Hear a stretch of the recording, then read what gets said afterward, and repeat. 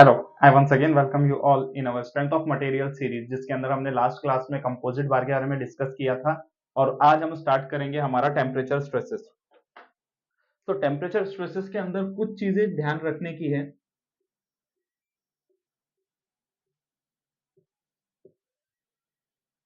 जैसे temperature stresses में सबसे पहला जो पॉइंट है वो ये ध्यान रखने की जरूरत है उसमें कि जो भी आपका टेम्परेचर अगर राइज होगा तो आपका फॉर एग्जांपल एक प्रिज्मेटिक बार है। ओके, मैंने यहाँ पे इसको कुछ कैसे तो भी करके इसका टेम्परेचर हमने आग लगा के बढ़ाया। तो अब होगा क्या बेटा, जैसे ही इसका टेम्परेचर अगर बढ़ेगा तो ये जो बार है ये धीरे धीरे एक्सपांड होना शुरू होगा। ठीक है, जस्ट लाइक ये एक स्टील का बार है, तो जैसे जैसे हम स्टील को गर्म करते हैं उसका एक्सपांशन पावर बढ़ते जाता है। ठीक है, तो जैसे ही हम एक्सपांड करेंगे तो क्या होगा, इसका जो लेंथ है वो चेंज होगा। तो हम हमेशा याद रखना, जब भी टेम्परेचर बढ़ रहा है, राइज हो रहा है, तो हमारे आंसर में पॉजिटिव आया, मतलब हमारा बार जो है वो टेंशन में है।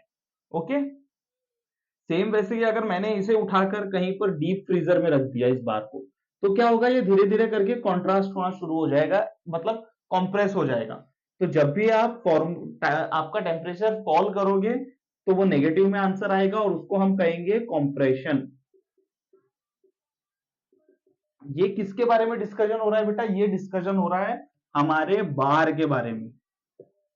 ओके, ये हम लिख लेते हैं राइज। राइज हुआ तो टेंशन आएगा, फॉल हुआ तो कंप्रेशन आएगा। लेकिन कंप्रेशन किस में आएगा बेटा, कंप्रेशन बार में आएगा, जिसमें अगर हमने साइड में सपोर्ट्स नहीं लगाए हैं तो। अब क्या होगा, अब जैसे फॉर एग्जांपल अगर मैंने, फिर से हम वही बार बना लेते हैं कि ये बार बनाया और इसको मैंने साइड में बेटा रिस्ट्रिक्ट कर दिया, कोई फिक्स सपोर्ट लगा के इसको यहां पर हमने फिक्स्ड किया। अब क्या होगा, अब अगर मैं यहां पर हमारा टेम्परेचर राइज करूंगा तो फिर से हमारा बार एक्सपांड होने की कोशिश करेगा, बट ये जो सपोर्ट्स है ये इसको एक्सपांड नहीं होने देंगे, ये उसको कंप्रेस्ड करके रखेंगे। तो अब क्या हो जाएगा यहाँ पे, अगर ये कंप्रेस होगा, ठीक है, ये हो रहा है, बार एक्सपांड होना चाह रहे हैं लेकिन ये उसको एक्सपांड नहीं होने दे रहा, तो यहां पर आता है बेटा कंप्रेशन। मतलब अगर हमारा बार दोनों साइड से फिक्स सपोर्टेड पे या कोई भी साइड से उसको इस कदर हमने सपोर्ट करके रख दिया है कि ये मूव नहीं हो सकता, तो अब बार में क्या हो रहा है, नो डाउट बार के अंदर नेचर टेंशन आ रहा है, बट इन दोनों सपोर्ट्स की वजह से वो कंप्रेस्ड हुआ जा रहा है। तो इसीलिए अगर दोनों साइड में हमने सपोर्ट लगाया है तो जब भी हम राइज करेंगे टेम्परेचर तो हमारा आंसर जो है वो नेगेटिव आएगा, क्योंकि यहां पे कंप्रेशन फॉर्म हो रहा है। सेम वही, अगर मैं यहां पर टेम्परेचर एकदम से लो कर दूं, लाइक फॉल,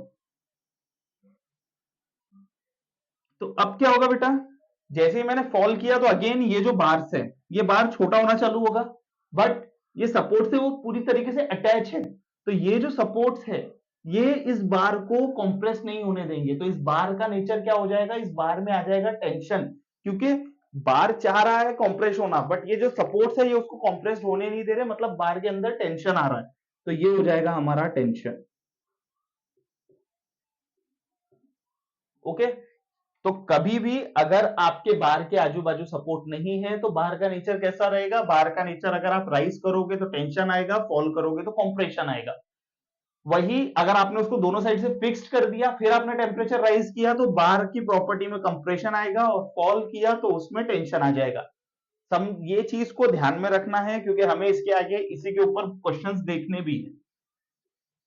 अब इसके बाद में हमने अभी तक हमारे क्वेश्चंस में पढ़ा है P delta L E. Okay, इन्हीं से हम पूरा का पूरा क्वेश्चन सॉल्व करते हैं, delta L change in length.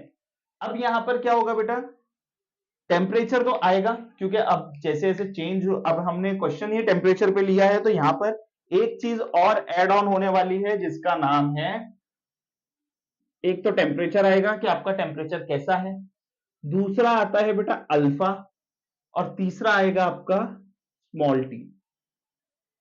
एक रहेगा टी एफ, एक रहेगा टी आई। अब ये सब क्या है, अब मैं बताता हूं। टेंशन मत, टी मतलब आपका टोटल टेम्परेचर का आंसर क्या है। अब ये जो टी है इसका एक फॉर्मूला है बेटा, T is equals to T F minus T I. अब टी एफ क्या है, टी आई क्या है। T F is known as final temperature. जैसे फॉर एग्जांपल जब हमने स्टार्ट किया 30 मिनट्स, फॉर एग्जांपल हमने कोई एक्सपेरिमेंट स्टार्ट किया, वहां पे हमने रॉड पे टेम्परेचर था 30 डिग्री सेल्सियस, और जब हमने उसको फिनिश किया 30 मिनट्स बाद में, तो उसका टेम्परेचर हमने क्या किया, थोड़ी देर बाद में उसका टेम्परेचर 30 डिग्री से इंक्रीज कर दिया। तो ये क्या हो गया हमारा, ये हो गया हमारा टी इनिशियल और ये हो गया हमारा टी फाइनल। तो जब भी आपका T final minus T initial आएगा, मतलब आपने क्या किया है, आपने अपना टेम्परेचर राइज कर दिया, राइट। राइज में हमेशा आपका आंसर पॉजिटिव आएगा, मतलब टेंशन, और वही अगर ये नेगेटिव आ गया तो आपका आंसर कंप्रेशन रहेगा, इस बात का ध्यान रखा जाए। ओके, या फिर अगर पॉजिटिव आंसर आया तो टेम्परेचर राइज होगा, नेगेटिव आंसर आया तो आपका टेम्परेचर फॉल हो जाएगा। ओके, ये तो मैंने टेम्परेचर के बारे में हो गया, टेम्परेचर के बारे में डिस्कस हो गया, टी एफ के बारे में डिस्कस हो गया, टी आई के बारे में डिस्कस हो गया, राइट। ये टी एफ ही, दोनों टी सेम ही है। अब क्या बचा रह गया हमारा, बचा हमारा अल्फा। अल्फा मतलब होता है बेटा कोएफिशिएंट ऑफ थर्मल एक्सपांशन। जैसे हमने ई के बारे में बात किया, स्टील का ई रहता है 2 इंटू 10⁵ न्यूटन पर एमएम स्क्वायर। सेम वैसे ही अल्फा जो है ये एक कांस्टेंट वैल्यू है जो हमें बताता है कि हमारे मटेरियल के अंदर अगर टेम्परेचर का इफेक्ट हम लेंगे तो उसका एक कांस्टेंट से उसको मल्टीप्लाई करना पड़ता है, वही कांस्टेंट है हमारा अल्फा। फॉर्मूले के बारे में डिस्कस करते हैं। तो अगर आपका क्वेश्चन चेंज इन लेंथ का है और आपको कहा गया है कि डेल्टा एल टी निकालो, मतलब एल टी हमें पता है बेटा, डेल्टा एल टी होता है चेंज इन लेंथ।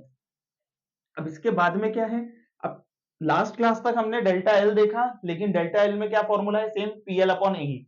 यहां पर फॉर्मूला चेंज हो जाता है क्योंकि टेम्परेचर की वजह से क्या क्या प्रॉब्लम आ रही है, हम उसके बारे में बात कर रहे हैं। टेम्परेचर हमने जैसे ही ऐड किया तो हमारे 3 ही टर्म आएंगे, क्योंकि हमारे टेम्परेचर की वजह से क्या क्या चीजें इफेक्ट हो रही है। ये जो फॉर्मूला है P L upon A P. Okay, अब टेम्परेचर की वजह से ज्यादातर क्या इफेक्ट होगा हमारा, एरिया थोड़ा बहुत इफेक्ट होगा जिसको हम निग्लेक्ट कर देते हैं। हमारा लोड चेंज नहीं होगा, क्योंकि टेम्परेचर बढ़े या कम हो मैं उतना ही प्रेशर लगाऊंगा। हमारा ई भी चेंज नहीं होगा, एरिया होगा थोड़ा बहुत चेंज, बट इतना चेंज नहीं होगा कि हम उसको कंसिडर करें। तो अब क्या होगा, चेंज इन लेंथ के अंदर हमने कोएफिशिएंट ऑफ थर्मल एक्सपांशन लेंगे, उसके बाद में हमारा टेम्परेचर क्या है बेटा वो आएगा, और लास्ट हमारा लेंथ चेंज इन, जो हमारी टोटल लेंथ है उसमें चेंज आएगा। तो हमारा चेंज इन लेंथ का फॉर्मूला बन जाएगा अल्फा टी एल। ओके, तो ये तो हमारा चेंज इन लेंथ का फॉर्मूला हो गया। अब नेक्स्ट फॉर्मूला हम लगाएंगे स्ट्रेन, ठीक है, कैलकुलेशन ऑफ स्ट्रेन। अब ये जो कैलकुलेशन ऑफ स्ट्रेन है, कैलकुलेशन ऑफ स्ट्रेन का बेटा सिंपल सा फॉर्मूला है, कोई चेंजेस नहीं है। जैसे यहां पर अब क्या है, एक फॉर्मूला है इसका, expansion prevented upon initial length. अब एक्सपांशन प्रिवेंटेड मतलब मैंने जैसे बताया था कि अगर एक बार है, बार को हमने दोनों साइड से फिक्स में सपोर्ट कर दिया तो कितना। अब ये क्या बोल रहा है, प्रिवेंटेड मतलब क्या तो उसकी लेंथ फैलने से प्रिवेंट हुई या कंप्रेस्ड होकर छोटी होने से प्रिवेंट हुई, तो वो जो भी लेंथ रहेगी वो वाली लेंथ आपकी अपॉन इनिशियल लेंथ, ठीक है। अब इसका जो फॉर्मूला है बेटा सेम हमारा एक्सपांशन का फॉर्मूला क्या है, अल्फा टी एल अपॉन हमारी ओरिजिनल लेंथ कितनी है बेटा, कैपिटल एल। यहां से आपका एल एल हो गया कैंसल, तो आपका जो स्ट्रेन है वो रहेगा, स्ट्रेन को हम नोट करेंगे स्मॉल ई और टी से, तो हमारा ई टी आ गया अल्फा टी। ये हमारा स्ट्रेन का फॉर्मूला हो गया। अब हमने चेंज इन लेंथ निकाल लिया, स्ट्रेन निकाल लिया। अब स्ट्रेन के बाद में हम कहां जाएंगे बेटा, अब हम जाएंगे स्ट्रेस पे। अब स्ट्रेस कैसे कैलकुलेट करोगे आप, स्ट्रेस कैलकुलेट करने के लिए आपको अलग फॉर्मूला यूज करना पड़ेगा। अब जैसे स्ट्रेस कैलकुलेट करना है तो स्ट्रेस किसके वजह से होगा, स्ट्रेस होगा आपका टेम्परेचर के वजह से, जिसे हम कहेंगे सिग्मा टी। अब स्ट्रेस का फॉर्मूला क्या था, हमने ई से हमारा स्ट्रेस अपॉन स्ट्रेन करके फॉर्मूला निकाला था, फिर हमने इसको यहाँ पे मल्टीप्लाई किया था। अब सेम टू सेम काम हम वापस यहीं पे करेंगे, E into small T is equals to sigma T. अब बेटा स्ट्रेन भी टेम्परेचर वाला ही रहेगा, नॉर्मल स्ट्रेन तो हम यूज नहीं करेंगे यहाँ पे। अब ये भी टेम्परेचर वाला ही है। अब हमने इससे पहले कैलकुलेट किया ईटी निकाला हमने, क्या आया था वो फॉर्मूले से, alpha T is equals to stresses due to tension. तो अब ये आपका फॉर्मूला हो जाएगा स्ट्रेस कैलकुलेट करने का, जो हमने अल्फा एल टी कैलकुलेट किया है। अब यहाँ पे हम लिख लेते हैं छोटा सा फटाफट, डेल्टा एल टी का फॉर्मूला है अल्फा एल टी, मतलब चेंज इन लेंथ पूछेगा तो हमें ये लगाना है।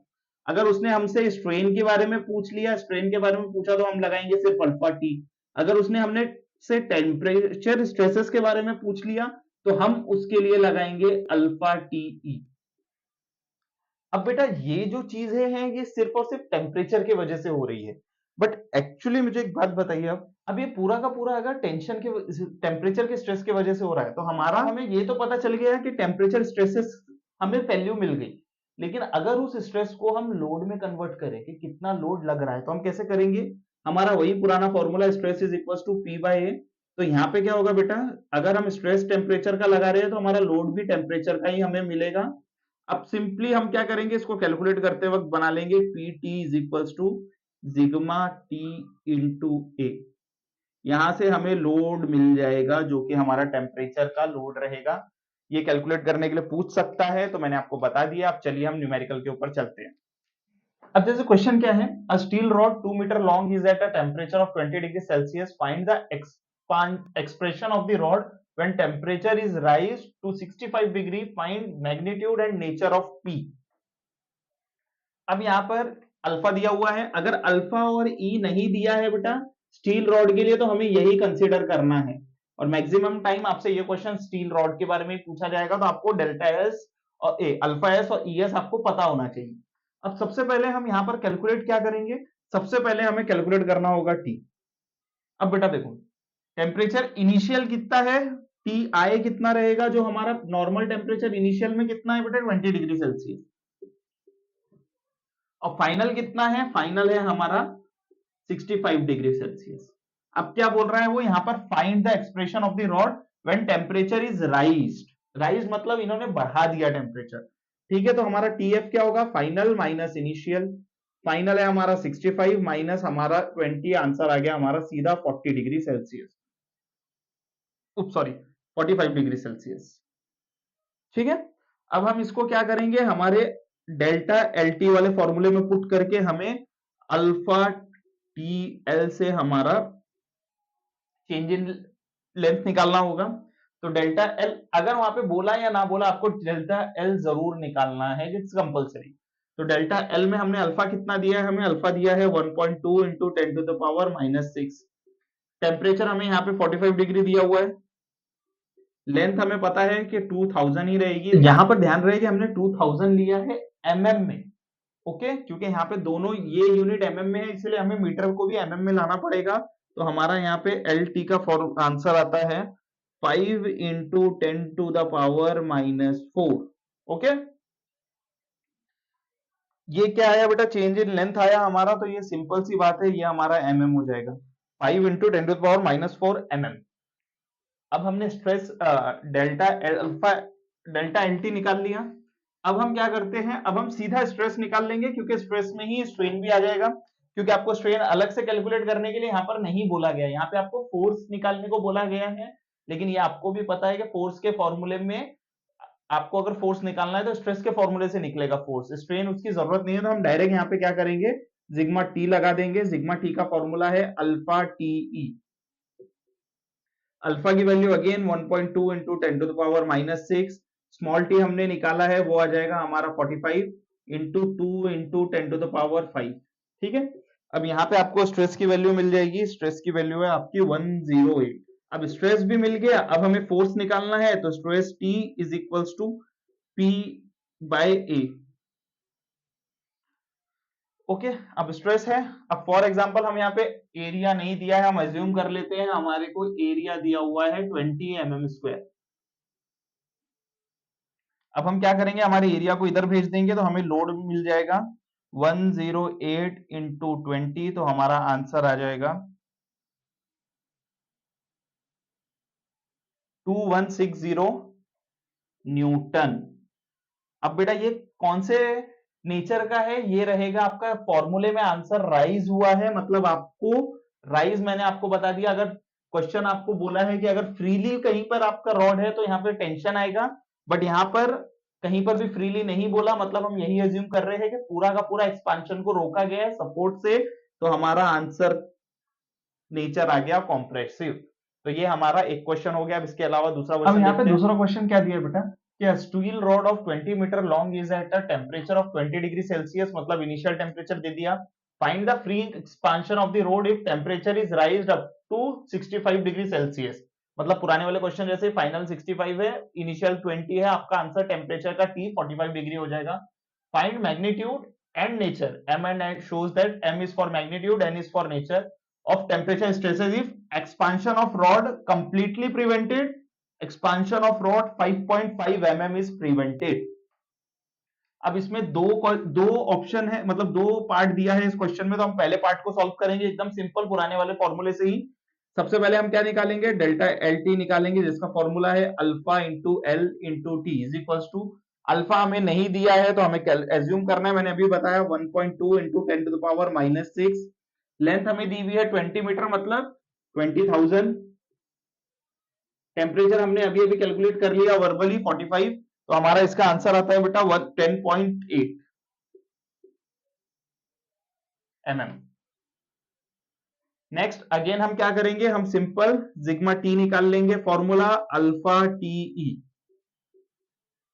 Alpha 1.2 into 10 to the power -6, T is into 45, और ये रहेगा 2 इंटू 10 टू द पावर +5, हमारा अल्फा टी आ जाएगा 108। अब अगर हमें इसका स्ट्रेस निकालना है, टेम्परेचर स्ट्रेसेस निकालने को बोला है, हमने प्रिवेंट कर लिया, हमें दोनों मिल गया, अल्फा एलटी भी मिल गया, हमें स्ट्रेसेस भी मिल गया।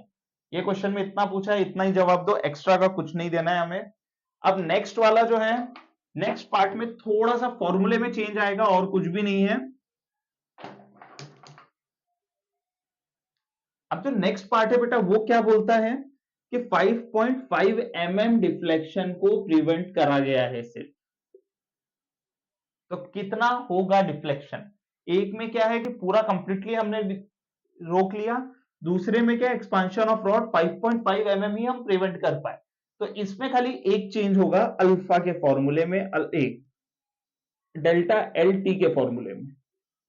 इसका आंसर क्या रहेगा बेटा, हम जैसा फॉर्मूला लगाते हैं वही यूज करेंगे, अल्फा एल टी, बस यहाँ पे एक चीज आ जाएंगी एक्स्ट्रा की, माइनस डेल्टा, जो हमारा डेल्टा है 5.5 mm। तो हमारा आंसर कितना आया था, लास्ट क्वेश्चन में हमारा आंसर आया था 10.8, ये हमने कैलकुलेट कर लिया, -5.5। आपको पेपर में पूरा लिखना पड़ेगा, मैंने यहाँ पे शॉर्टकट लिख लिया, शॉर्टकट लिया है थोड़ा सा, तो ये हो जाएगा हमारा 5.3 mm। ओके, नेक्स्ट अगेन हमारा सिग्मा टी हमें निकालना है, तो कुछ नहीं है, अल्फा टीई, वही आंसर यूज करना है हमें, टीई वही आएगा जो हमने लास्ट क्वेश्चन में सॉल्व किया है, 5.4 इंटू 10 टू द पावर -108। हमने जो लास्ट क्वेश्चन में सॉल्व किया है 108 न्यूटन पर एमएम स्क्वायर, हमारा आंसर हो गया यहाँ पे कंप्लीट। ये हमारा सेकंड क्वेश्चन हमने सॉल्व कर लिया। अब बेटा हम देखेंगे कंपोजिट कंपाउंड बार। अब एक चीज ध्यान में रखना, कंपाउंड बार और कंपोजिट बार दोनों अलग अलग चीजें हैं। कंपोजिट बार में क्या होगा,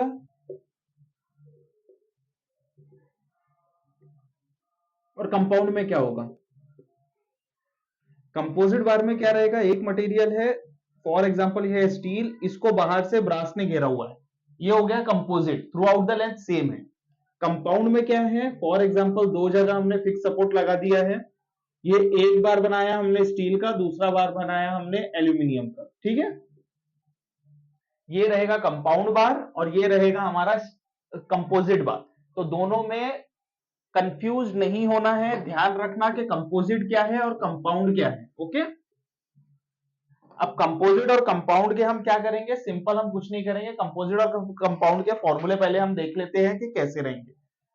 दोनों में कुछ भी नहीं है, सेम पहले हम वही निकालेंगे, अल्फा एल टी, जिसको हम कहेंगे कि जो चेंज इन लेंथ हमारा टेम्परेचर की वजह से हो रहा है, वो फॉर्मूला वही है, alpha 1 into L1 into T1।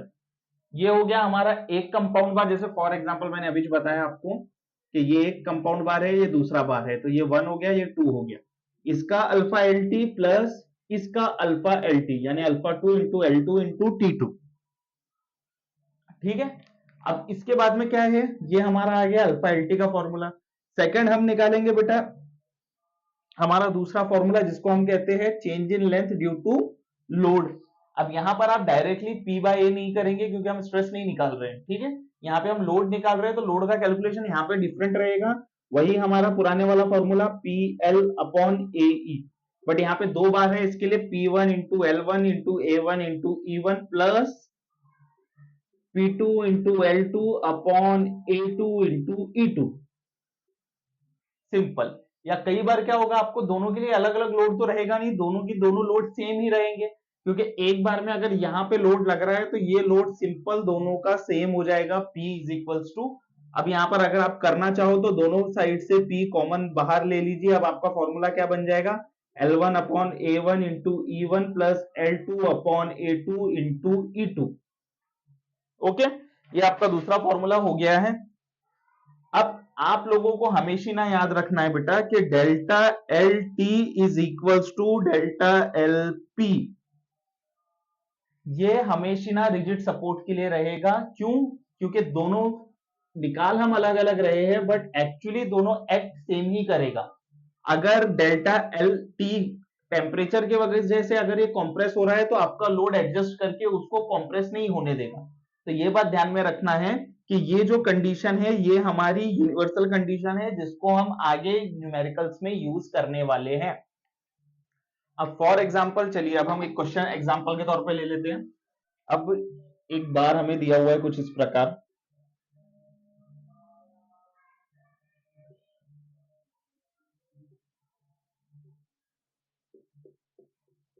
Okay.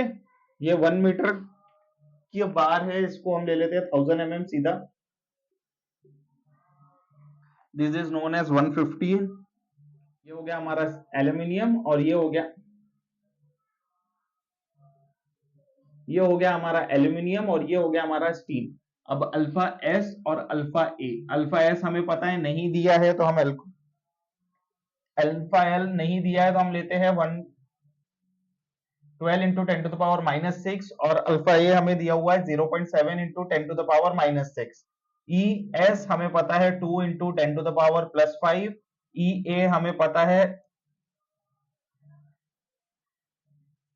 0.7 into 10 to the power plus 5 newton पर एमएम स्क्वायर रहेगा दोनों। अब इनको कैलकुलेट करना है तो क्या करेंगे, सिंपल, कुछ भी नहीं करना है हमें डायरेक्टली हमारा डेल्टा एल टी का फॉर्मूला हम लगाएंगे। तो क्या हो जाएगा, alpha A into L A into T A plus alpha S into L S into T S. अब यहाँ पे आपको टेम्परेचर जो दिया है, टेम्परेचर आपको सिंपल एक ही चीज दे दिया है, टेम्परेचर राइज 50 डिग्री सेल्सियस।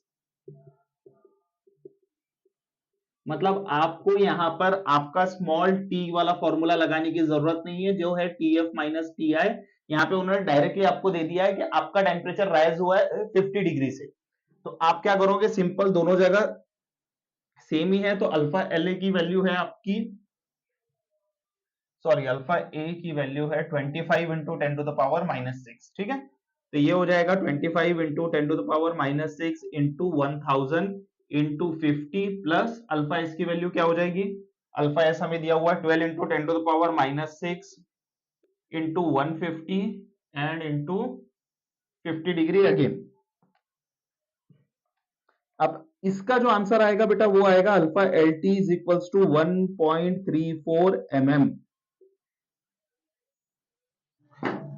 अब बेटा फर्स्ट स्टेप में हमने अल्फा एल टी निकाल लिया, अब हम निकालेंगे टोटल कॉन्ट्रैक्शन, जो हम कहेंगे डेल्टा एल पी से। पी मतलब जो लोड आ रहा है उसके वजह से कितना आ रहा है, तो हमने पी का फॉर्मूला बनाया था, पी इज इक्वल्स टू, अब यहाँ पे क्या हो जाएगा बेटा, L A upon A into E A plus L S upon A S into E S. ठीक है, अब यहाँ पे बात यह है कि हमारे को ना पी पता है ना एल पी पता है, तो यहाँ पर काम आएगा हमारा वो वाला रिलेशन कि delta L T is equals to delta L P.